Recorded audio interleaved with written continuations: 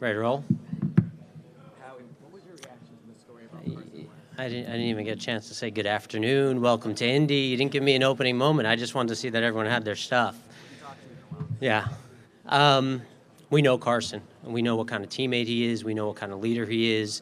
You know, it's ironic because as we've gone through free agency since we've had Carson, there have been so many guys who've wanted to come to Philly to play with him.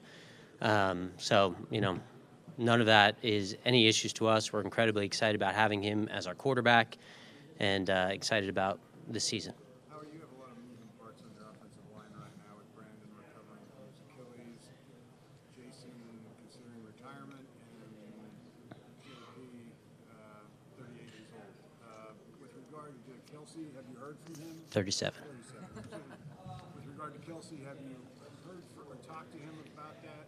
And where do you stand with regard to Pederson coming back for another season? Well, first, it's always going to be a priority for us to make sure that our offensive line starts with protection. We're going to show that with our actions as well as our words. In terms of any individual players, we keep those conversations with them private. It's important to us to be able to have honest conversations with our players and keep that all in-house. In terms of You know, we've been so fortunate over the last couple of years to have two top 15 quarterbacks in Carson and Nick. And we've spent a lot of time discussing this internally and with him. And we've decided to let Nick become a free agent. What went into that decision? A lot. You know, it's hard when you have someone who's incredibly valuable to your organization at the most important position in sports. And at the same time, we've had incredible success with him when he's had to play. 4 playoff wins over the last 2 years. Great teammate, a huge resource for Carson and Nate Sudfeld as well. But at the same time, he deserves an opportunity to lead a team. It's a goal of his to lead another team and lead another locker room. And we feel at this point that it's the right decision. did you explore a trade possibility? No, you know, I don't really want to get into any trade discussions with any teams, but this decision was made. You know, the Combine's an opportunity to talk to teams. This is really our version of the baseball winter meetings and talk about trades. We made this decision as an organization, and we feel very comfortable about it. Again, you know, hard decision because someone who means a lot to us professionally and personally. But at the end of the day, as an organization, we felt like it was the right thing to do. Howie, just from a rules perspective with the language around the franchise tag, would that have been an option that would be available to you that you're comfortable with the tag and trade? Or? Yeah, I don't want to get into any hypotheticals on that, but you know, for us, you know, this is a decision we made. I think that we have our interpretation of rules and what we can do. But at the end of the day, it's not going to factor in anyway, so I think it would just be a waste of time talking about that.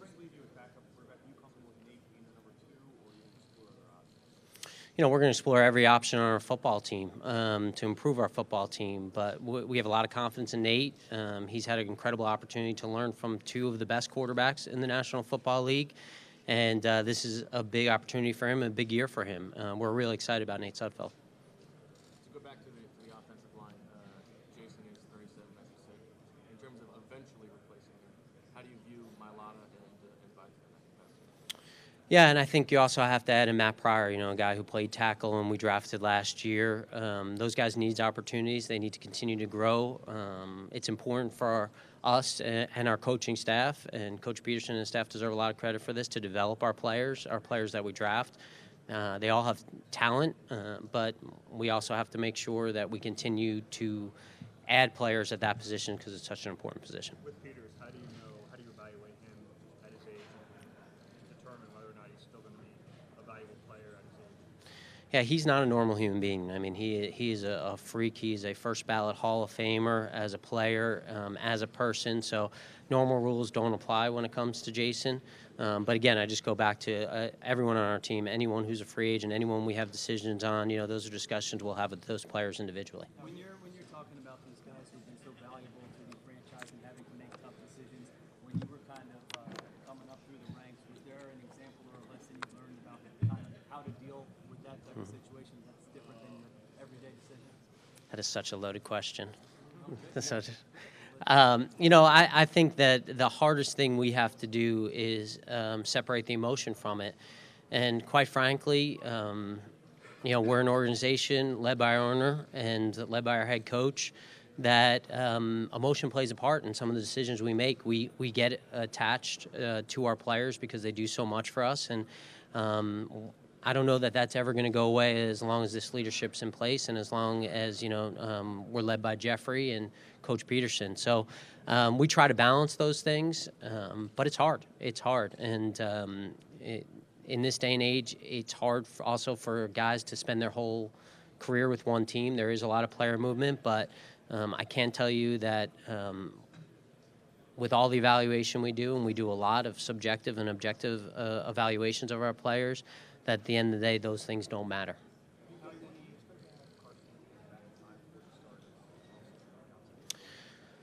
Yeah, we're incredibly optimistic about all our guys that are injured, but don't want to get into any individual timetables for any guys recovering from injury. How do you view Nelson Aguilar? I'm going to get Mike for a second. Again, conversations with our players. We try to communicate with all our players and just kind of save those answers for when they're ready to make announcements or we're ready to make announcements, so not being specific on Darren. I don't know who wouldn't want a guy like Darren Sproles on their football team.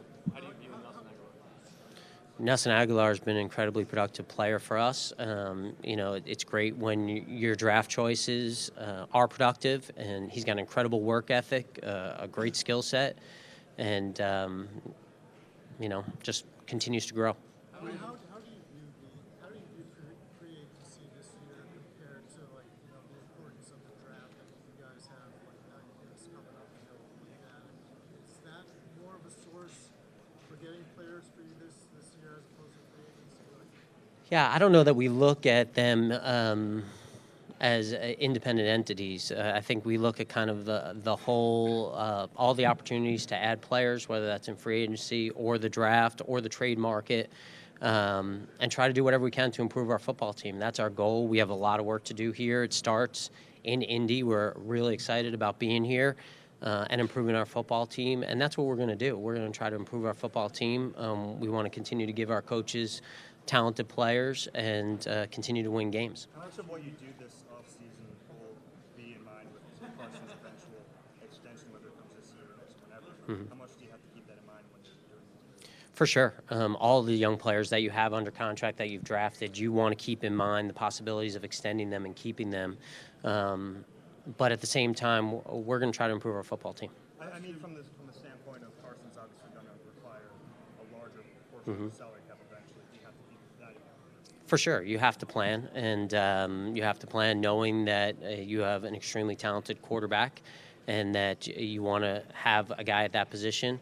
But at the same token, there are going to be opportunities to improve our team, even taking that into account. Last year you were kind of restricted on capitalizing going into free agency on what you would do. This year, depending on how you handle your free agents and other players, you appear to have the flexibility to do pretty much whatever you want in free agency. Do you expect to be aggressive this year in free agency? I expect us always to be aggressive in every aspect. That's kind of who we are, and with that, obviously there come risks, but we're not going to be risk adverse. If there's an opportunity to improve our football team, we'll do that.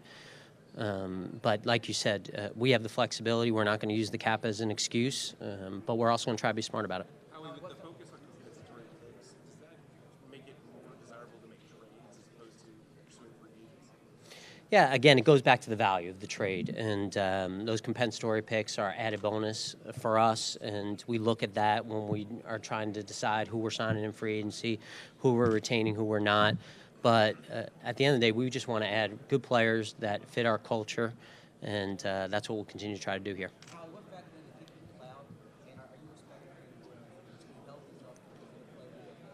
These are going to be all UVA questions from you, Zach.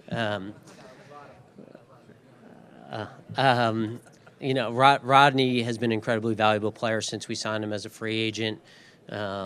Great work ethic, fits our defensive system and our scheme, and we're excited about bringing him back to Philadelphia. How do you plan around the possibility of guys retiring? You do have to plan ahead of Yeah, we don't look at the roster in just a one-year window. So we're continually trying to evaluate where we are not only this year, but next year and even 3 years out, and just kind of anticipating some of that. But by the same token, so much happens from a year-to-year basis that it's hard to anticipate some of those things. So you try to maintain your priorities, make sure they're addressed, and that you're never in a situation where you're falling back from the things that you really believe in, and keep the main thing the main thing.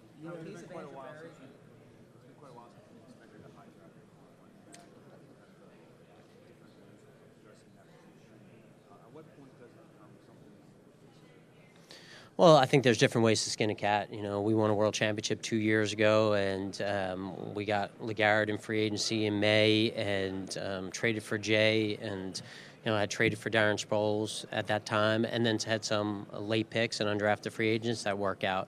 But at the end of the day, we're not going to force any particular position just because of perceived need, and we'll kind of evaluate that position just based on the value of each particular player. Two more questions, please. The final four teams this Whoa. year, I think, for the five best offenses, you have to sort of He leads the league in questions, I think. both. It's right in front. Do you have to tilt sort of your team building philosophy towards offense a little bit in terms of resources? I don't know, Coach. What do you think? What do you think? Offense, defense? What do you? Got to make the man happy. Was that the? Do you guys want to take a poll of what your last question you'd like to be, and then I'll answer? It'll be like, is that crowdsourcing, Brandon? Is that what that's called? Yeah. It's like your football team. I mean, when you have an opportunity to add an incredibly talented person at his craft, and then someone who fits into the chemistry that you're trying to bring in, you don't get those opportunities very often. Really excited to add Andrew, someone that we kind of have had our eye on for a long time. We know what kind of person he is first and foremost, and what he could add. But it's not a reflection of anyone and their particular roles. It's just a unique opportunity for us to add someone who fits kind of the thought process that we have, and we're really excited that we're adding him. He's the vice president of football operations, and in that role, Jeffrey has said this, has articulated this better than anyone, and it's just these jobs that you have, there's a lot that goes on, and obviously the most important thing is improving our roster and making sure we have the right players, and he'll be a part of that, but also looking at decision making and every area of football ops, and that's the performance area, that's innovation in video. I could go on and on, but the job is multifaceted, and there's a lot of time that we spend doing things other than just improving the roster, and he can help in every area. He's very versatile, very talented. Okay, thanks, guys. We gotta get Doug. Good afternoon. What was your impression of Dallas Goedert? Was it a challenge to find a way to get him more involved when you have other talented pass catchers? Dallas, obviously being our first pick a year ago in the second round, really was a guy that came on as the season went along. Dallas is a tremendous worker, hard studier. Justin Peel did a great job getting him prepared each week. We saw the skill set obviously through tape study, and then through the off-season program and training camp. And when you have a number of sort of targets on offense, it becomes a challenge. It becomes a challenge to get everybody the ball, and then you got to include your running backs. And yet we still found ways to get him involved. I think that's going to it's been a source of topic for us as a coaching staff, moving forward with him, and he's a big piece to our success, on the football field. Nate's done a great job. Nate has really put himself in a position to compete for it. We just don't go around and give out jobs, but at the same time, we want him to compete for that spot. Feel like he's earned the opportunity to do that. I'm comfortable with him, what he's done, what he's been with us now for a few years, and understands our system. So yeah, it's a matter of him just embracing that and moving forward with it.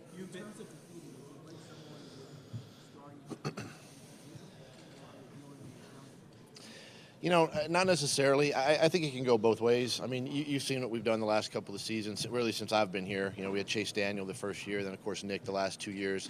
Chase didn't have a ton of, obviously, game experience.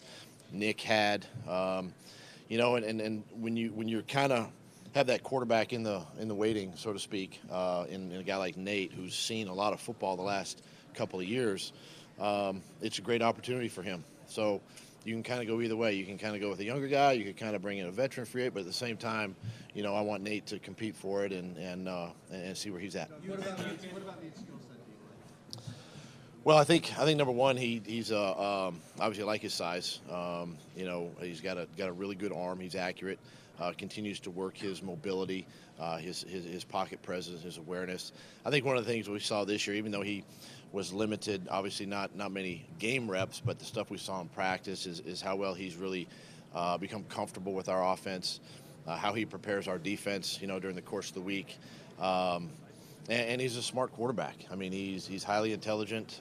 He's got great ideas, and again, somebody that we feel comfortable with competing for that number 2 spot. Doug, did you find it to be an issue that players started moving up to speak out about Carson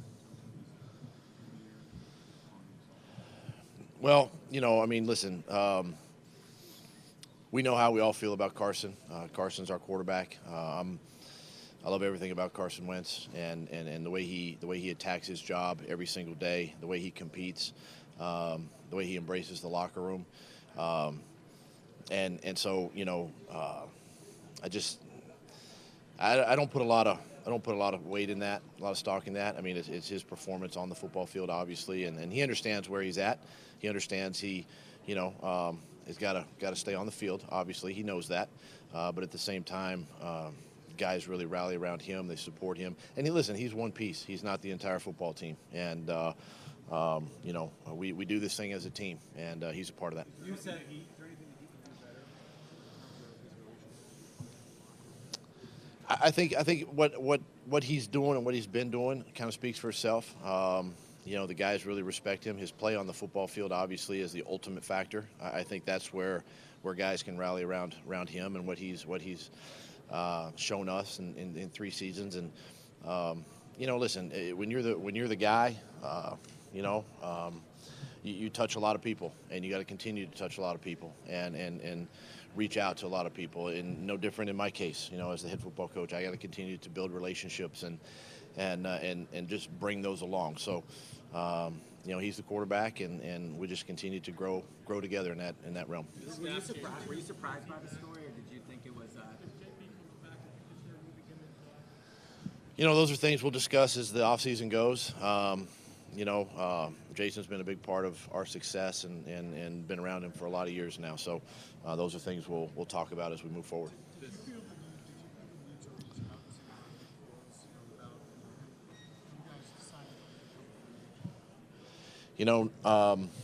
I tell you what, Nick and I, we've got a lot of history together, all the way back to when we drafted him. When I was on Coach Reed's staff here in Philly, and so, we had conversations obviously at the end of the season, and he knew where I stood and how I felt about him, but at the same time, he was a tremendous, obviously a huge part of our success these last 2 years, but again, a lot like in Carson's case, he was one piece of the puzzle, and it's an opportunity now, as Howie mentioned, to become a starter in this league, and he's very capable of doing that, and I'm excited for his future. Doug, getting back to JP, he started all 16 games last year, but he missed 20% of snaps because all the injuries. If he wants to play another year, do you want him back? Jason Peters is a big value. He's a valuable part of our offense and our offensive line. If Jason Peters, it's a lot like Darren Sproles. I mean, we're kind of going down the same path with Darren Sproles. If these guys want an opportunity, you love both of them, and you give them an opportunity. Jason, I feel still has some opportunity for us, and we'll see where it goes. We'll see how it ends up. But, I think in Jason's mind right now, and I don't want to put words in his mouth, but I think he feels like, too, getting healthy and being 100%, going into the off season, going into training camp. He was coming off of that injury, obviously, and it's tough to play like he did. To battle through that injury every single week, and then the soreness and the different things is a credit to him. So moving forward, those are conversations we'll continue to have with him. Carson, are there parts about his personality that you could see rubbing other folks a certain way? Are those things even correct? You rub me the wrong way. I get that. But are those things there, and are they things he can change, or is that just part of his personality? I learned too when I was a player in this business. I played with one of the greatest players of. And he's a Hall of Fame quarterback in Brett Favre and Dan Marino. And you know what? They had success because you're not always going to be buddy with everybody. Do you build relationships with everybody? Yeah, but you hold everybody to a high standard, including myself. And we're not in a feel-good business. We're obviously in a business to win games and ultimately a championship, and that's our goal. And so, if people get offended, I'm sorry. It's just the way it is. And you can't make excuses for it. But at the same time, at the end of the day, we walk out on the football field. We're united, and we play the game. You said before that Carson obviously has strong opinions when it comes to game planning and scheme. How did you and him work through that, or continue to work through that? Where does that need to get so that it's a productive relationship and back and forth? Yeah, I think that's one of his strengths, obviously, and for him to be able to come to me, come to Mike Rowe, with ideas, with things that can help us win the game. I mean, that's what we're all about. It's about being open, being honest, being transparent. Not that we have to accept every idea that he brings, to the table, but at the same time, we're going to listen. If we can implement it in the game plan, we will. If not, maybe we'll save it for the next week. But I think that's one of the strengths that as a play caller, you got to kind of crawl into the head of the quarterback a little bit and kind of see it through his eyes. So having these conversations with him during the week really gives me, as a play caller, a good insight as to how he's also seeing, our opponent that week. What's that? There's time. First of all, the guys that I had on staff that I let go, I appreciate, and I'll say this publicly, appreciate everything that they did for me, the Philadelphia Eagles, the organization. And there's times where, as a staff, as a coach, you need to make some change, and it's a great opportunity for him to continue his career, obviously. Same with Coach Chung and Coach Brew, and to give them an opportunity. And so I thank them for what they did for me, what they did for our organization, help us win a championship. How much would a consistency threat of your ability to bring up the offense? I think there's many ways to open up your offense, not just having a vertical speed guy. Every team can drop back and just throw it deep. I mean, there's ways of being creative. There's ways of utilizing play-action pass. There's ways of creating a gadget-type play, whether it be a flea flicker, things of that nature. But, yeah, ultimately, would you like to have a guy that can stretch the field? And you've seen that out of Nelson the last couple of seasons, and his opportunities to go deep. But, anytime you can add talent, add speed, add depth to any position, it's going to help your team. What you have is Carson Walsh. What did you see from them in the building that gave you With Carson? Carson Walsh? In Phillips' case, obviously he had a great career in this league as a defensive lineman. He's been with me now for 3 seasons. Been on Jim's staff for 3 seasons, and it's a great opportunity for him. I'm big about promoting from within, as you guys know, and it was his time. It's his time to take the reins of that group, and I'm excited for him. And his leadership and how he's going to continue to lead that group. Same with Carson. Carson, he's coached in this league before. Carson Walsh, he was with Coach Groh in Chicago. He's been around Alshon Jeffrey, so he knows our game. Been around us now for a year. He knows how we coach and how we teach and how we instruct. So I'm excited for him, and that's the type of leadership he brings. With what you have in running back, Josh Adams, Josh, yeah, I was excited. I have been excited with Josh. I mean, he's a young player, obviously. You know, a kid that we had in camp, and then ultimately, you know, let him go, brought him back, and then we had to activate him, you know, due to injury. And you know, he's really embraced his role. I think this will be a really good offseason for him. You know, to continue to grow in our system, to get better as a runner, to listen to Coach Staley and what he's teaching.